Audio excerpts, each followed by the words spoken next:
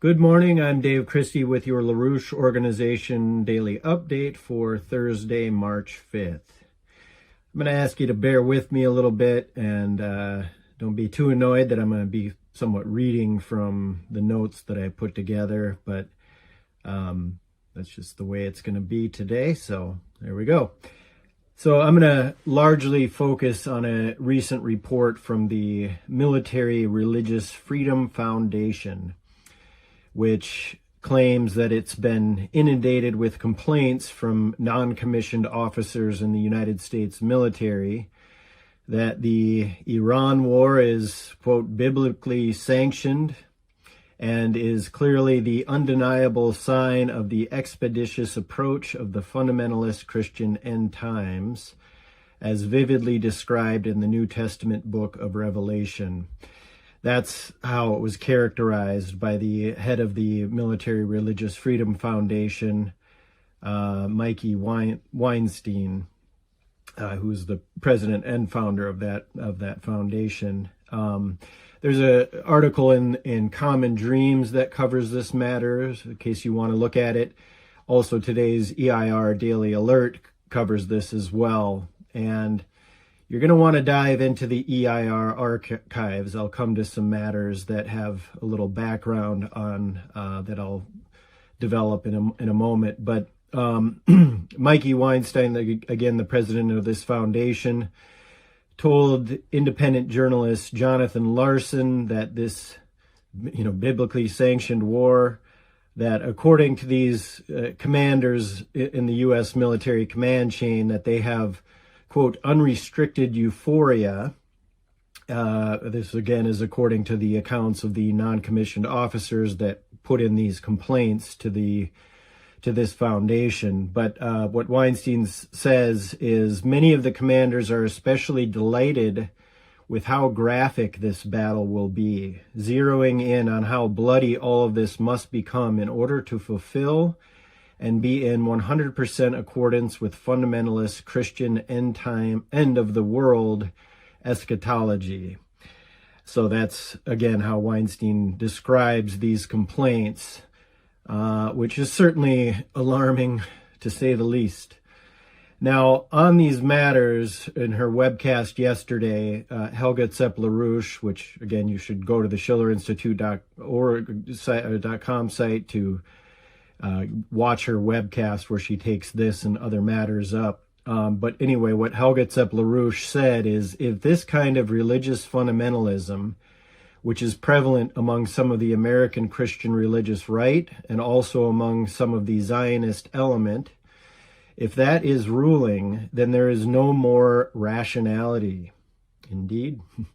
If you have religious warfare on that level, including the potential of nuclear weapons, I think people better take this seriously. Now, in addition to these comments, Helga Tsepp-LaRouche also put out a call that we should have investigations into these matters and find out how prevalent this is and who in the command chain is actually involved in this. And at one point, I believe that she said to associates that, if this is what the leadership of NATO is thinking, or at least the American side of NATO, then NATO should be disbanded. Helga Tsepp-LaRouche has called for NATO to be disbanded in general, but certainly for European nations and so on to pull out of this. Now, we don't know how prevalent this type of apparatus, this end times, Christian crowd is inside the military. I will say that I have heard statements from Colonel Larry Wilkerson of his concerns of this type of ideology that exists within the U.S. military. So, more of this is going to have to be investigated. But, as far as it being an issue in the Zionist strain of people who call them, say they hail from both Judaism or Christianity, this end times eschatology is indeed an issue in the present war throughout the Middle East that has been unfolding over the last few years, which has been much of that tension has been fueled. The overall all-war dynamic that we're seeing in the region has been fueled by the events that unfolded on October 7th, 2023. Characterized as the Hamas terror attack. They called it the Al-Aqsa flood. But then that resulted in the ensuing Israeli response, which increasingly became seen as a genocide and was deemed as such by relevant international authorities. Now, to understand the overall war dynamic, it's important to understand what Al-Aqsa refers to, again, referring to the Al-Aqsa flood that Hamas named it. The Al-Aqsa Mosque is the third holiest site in Islam after Mecca and Medina. This is the place where all Muslims believe that the Prophet Muhammad ascended to heaven. It sits on the broader campus of what is known as the Al-Haram Ash-Sharif complex. And under present arrangements, Muslims are allowed to pray at Al-Aqsa, the mosque there, while Jews pray at the Western Wall, which is a section of the Temple Mount that is Solomon, the Temple of Solomon, and so on. That the Western Wall is a part of this building that survives from the second Temple period from about 2,000 years ago. But this is also the site which Jewish religious extremists and Christian Zionist extremists, they believe that this Temple Mount, where King Solomon's temple was located, that it has to be rebuilt before the Messiah can return, or the Messiah can come for the these Jewish extremist types, and where it would be the second coming of Christ for the Christian, whatever you want to call them, extremists, which has always raised a question into my mind. Why would they have this type of alliance, that we see through the Christian Zionists and the Israeli Zionists and so on, when under at least certain readings of their so-called theology, one of them is going to survive and the other's not. So it's somewhat of a strange theological marriage of this sort of extremist view.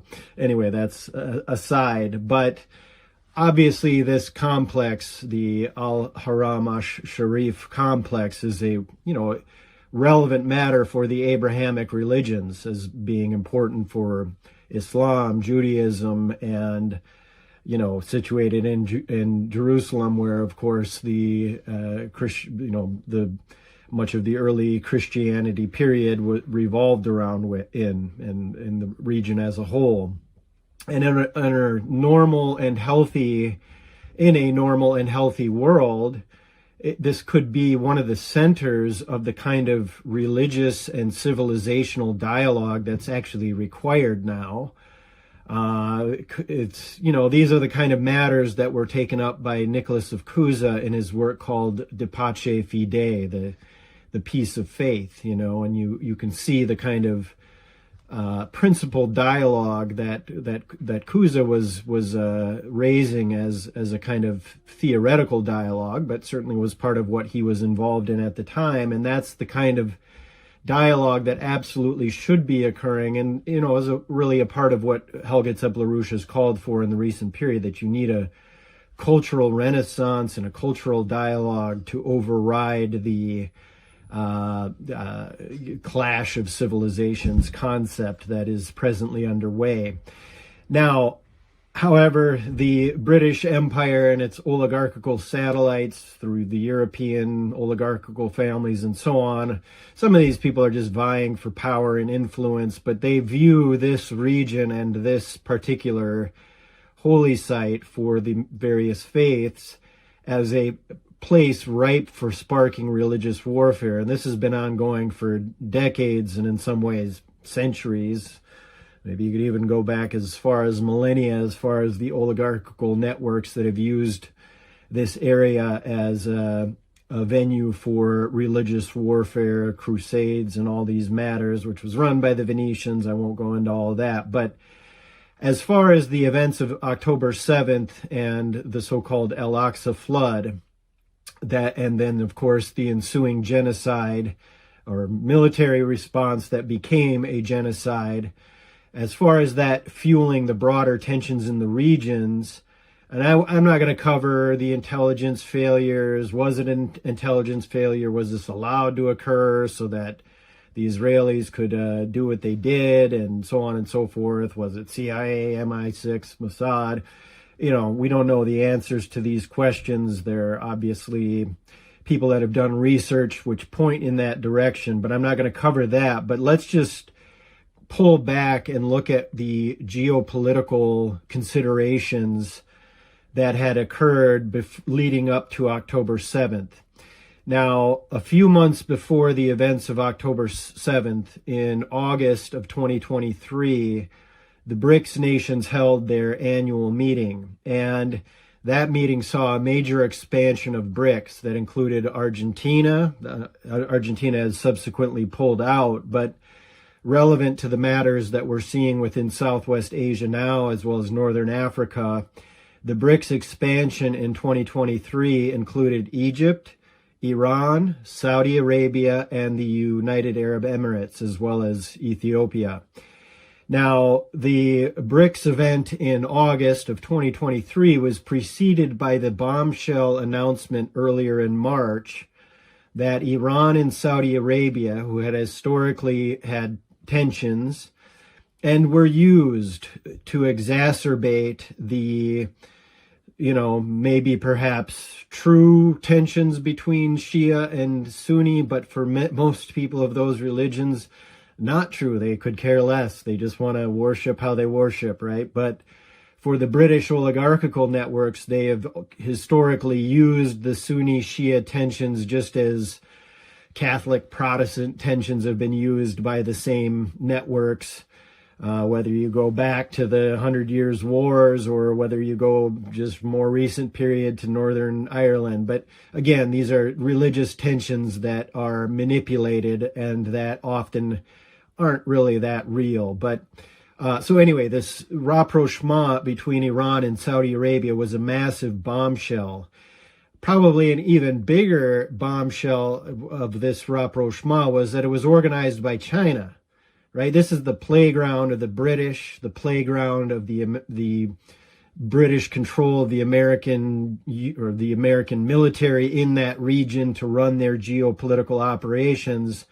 And here comes China to broker this arrangement, which was really part of the broader arrangement of the overall BRICS dynamic. Now, if you're sitting in the city of London and its satellite offices in Wall Street, you're going to understand the implications of this. That this region, which had since the takedown of the Bretton Woods system in 1971, they not only used the so-called petrodollar to artificially prop up the dollar and turn the American dollar into a vehicle for their speculation, basically run the speculative operations that was allowed after the takedown of that Bretton Woods system. Moreover, it was also used as the illicit financial funds that was used to finance the jihadist networks. Take the Al Yamama case, the oil for weapons deal that was set up by BAE Systems and the British and the board members of BAE, which included British Petroleum and all of that. That goes back to the 80s, brokered by Prince Bandar of Saudi Arabia with the Bush networks, Margaret Thatcher, all of this. That's something you can look up on your own. But this was used to finance the Osama bin Laden's Mujahideen to fight against the Soviets back in the 80s. It was then that same networks was folded in and used to fight the war in Chechnya, and then later became what Al-Qaeda and ultimately ISIS. So it's the integrated feature to use this region and the speculative financial flows and the bastardization of the US dollar to use it for geopolitical purposes against Russia, but also against China. The Uyghurs in China were used in this way as well. Similar operations against India, the Pakistan tensions there. You get the picture that this is what the city of London was freaking out against, this rapprochement between Iran and Saudi Arabia. So what happened? I think what happened preceding the events of October 7th, which again was to derail this rapprochement and the BRICS expansion, and which included Iran, Saudi Arabia, UAE, etc. I think we've got to go back and question, why was it called the Al-Aqsa Brigade? And to answer that, you have to go back to the beginning of that year, 2023, where in January, Israeli National Security Minister Itamar Ben-Gvir took a 15-minute stroll atop the Temple Mount in Jerusalem. Again, this Haram Ash-Sharif, which is, the translation of that is called the Noble Sanctuary in Arabic. But anyway, Gvir was there running a massive provocation, but just preceding these events in 2022, 5 red heifers, which were apparently specifically bred in Texas to meet the biblical requirements, they were brought to Israel by the Temple Mount Institute to be eventually used in the sort of the purification rituals, that the sacrifice of a red heifer, this was all part of biblical prophecy. This would be part of essentially blowing up the Al-Aqsa Mosque and making way for the rebuilding of the temple and, the coming of the Messiah and the second coming of Christ, and who knows where, what kind of battle ensues after that. Anyway, I don't want to go into this insanity, but EIR, this is not new. This EIR published a special report in 2000. You can find it online, entitled "Who is Sparking a Religious War in the Middle East and How to Stop It?" And in that, we cover the various end time operations surrounding the Temple Mount, networks around Netanyahu today. Back then, with Ariel Sharon, they did a similar provocation as Ben-Gvir's trip to the Al-Aqsa Mosque. Sharon did that back then. That unleashed, the same type of conflict that we saw in the early 2000s. But what that EIR special report covered was the British oligarchical networks who are responsible for sparking this type of religious warfare, including some of the Rothschild networks that funded the hunt for the Ark of the Covenant. I think I go into a little bit of wacky world here, but apparently some of their researchers that they funded, that is the Rothschild networks funded, said that the Ark of the Covenant was to be buried in the stone under the Al-Haram Ash-Sharif complex. Therefore, we had to excavate and pull it out, to find out if the research was correct. Again, this is the site of the Al-Aqsa Mosque and the Wailing Wall. So obviously, the Rothschilds funding this type of business, they have little to do with Judaism. Consider the filthy nature of one of their leading agents, Jeffrey Epstein, or at least that's how Epstein described himself, as an agent of the Rothschilds. So they don't care about Judaism. They care about their geopolitical control and using religious warfare as a means to maintain their financial control as part of their partnership with the overall British Empire or the Epstein class, elite golden billionaires, whatever. Anyway, so this Ark of the Covenant, just to note, was placed at the Temple of Solomon during the so-called Golden Age of King Solomon. That's not to be confused with the Golden Age that Trump discusses, or Anyway, this type of mythology of the Ark of the Covenant it's recently come up again when a supposed replica of the Ark made a tour of the world in the recent period. There was I guess an 8-month pit stop that this Ark of the supposed replica of the Ark stopped at Mar-a-Lago for, I guess, 8 months. So this is according to media reports. There's an article in JNS which covers some of this, not that part. Anyway, but after the Mar-a-Lago pit stop, it went to Israel in 2024. Now, just to note that this Ark of the Covenant was supposedly what the early people of Israel would take into as a kind of a religious protection during warfare. And just to note on that topic, the replica of the Ark and its tour was financed by Louis Topper. He's apparently a Wendy's franchise operator, supporter of Trump. I guess he was there when Trump got some award, a menorah award, something like that. Anyway, I'm not going to say much more on Topper, other than what he said when the replica arrived in Jerusalem. He said, "When we finally got the Torah delivered to us, it was this morning, and it was at the city of David. When that Torah was put in, this Ark became weaponized." So you can see how this kind of religious fervor could be used by, frankly, religious lunatics to get this type of religious warfare going. Now, it's a complex story. There's a lot of speculation, conspiracies, whatever you want to say about it.